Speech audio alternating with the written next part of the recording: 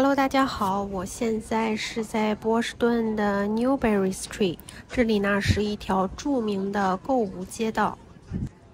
这里呢就在波士顿市的后湾地区。这条街呢被认为是波士顿最时尚和受欢迎的购物区之一，就等于纽约的曼哈顿一样。这里呢汇集了很多商店和精品店、餐饮、文化和艺术，还有步行街。每年呢，这个地方都会封闭一部分街道，将其变为步行街，让人们可以在这里购物和品尝美食。这些活动呢，一般都是在夏季才开始举行。今年呢，就是从7月2号一直到10月15号，每个周日10点到晚上8点。所以这条街呢，每周日将禁止机动车通行，并向公众开放，整条街将变成为步行街。许多小商贩呢都会在这里摆摊，还有一些手工艺品和小吃，听说还有煎饼果子。今天呢人还算是挺多的，不过可能来的有点晚，有很多小摊已经开始收工了。不过餐馆呢还是开门的，大部分人过来呢应该都是来吃晚餐的。现在这个季节呢应该算是最舒服的季节了，很快秋天就要一步步到来了。天气呢也会越来越冷，太阳落山呢也是一天比一天早。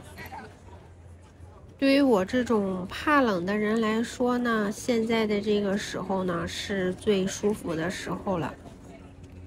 虽然说冬天也有冬天的美，但是像我这种怕冷的人来说呢，冬天算是一个很漫长的季节了。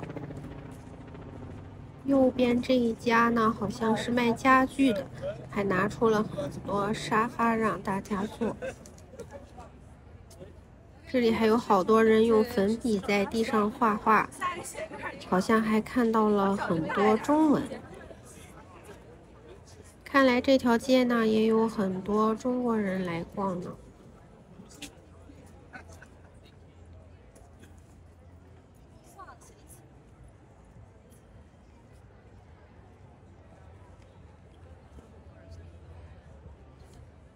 这里还有人写了一个但愿人长久，千里共婵娟。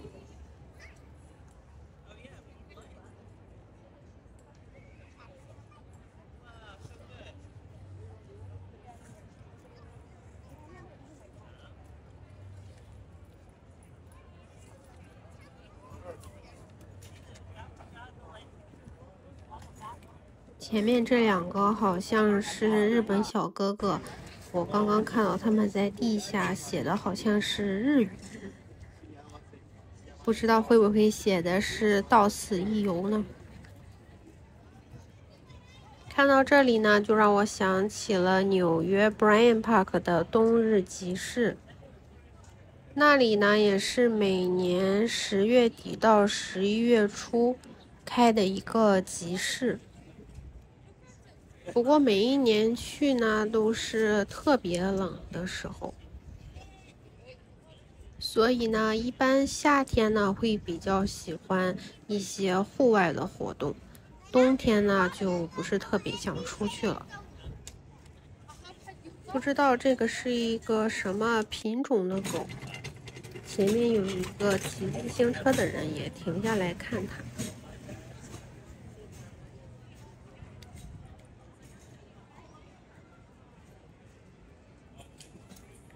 夏天呢就有很多露天的餐厅，大家呢都会坐在这里吃饭。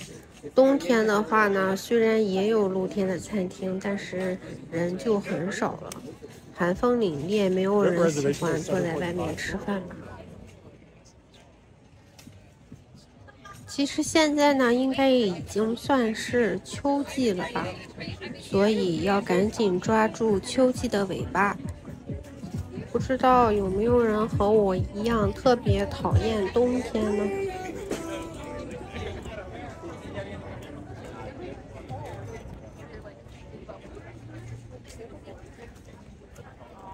这里还有卖日本网红巧克力的，楼下好像是一个卖饰品的地方。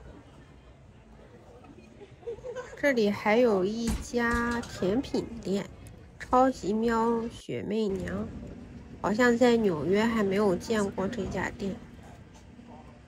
旁边就是一家卖奶茶的店，这家店在纽约好像也没有见过。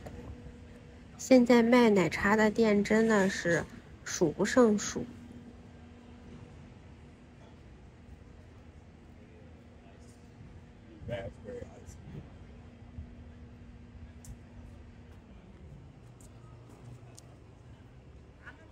这里还有一方奶茶，法拉盛倒是有一家，之前刚开的时候经常去买他家的奶茶。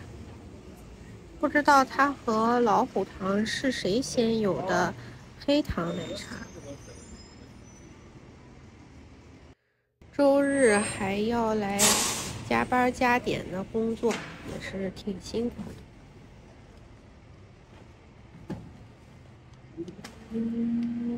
听说7月到9月份还有一个牛游行波士顿，不过不知道波士顿一共有多少只这样的牛。这条街道走起来还是挺长的，前面呢好像就没有什么东西了，不过还是继续往前走走，感受一下落日的余晖。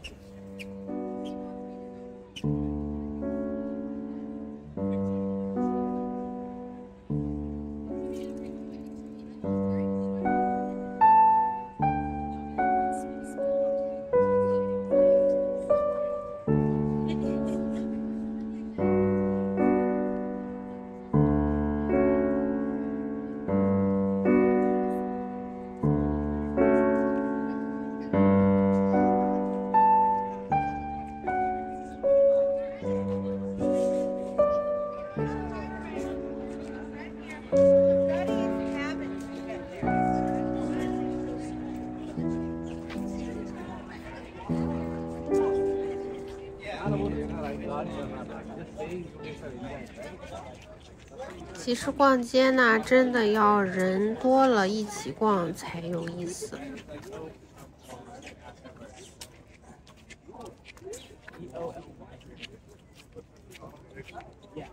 这里呢是 Copley 地铁站，前面呢就是波士顿的公共图书馆。波士顿的公共图书馆呢，成立于1848年，是美国最早的公共图书馆之一。图书馆对面呢，也是一个著名的建筑地标之一，叫做特朗尼蒂教堂。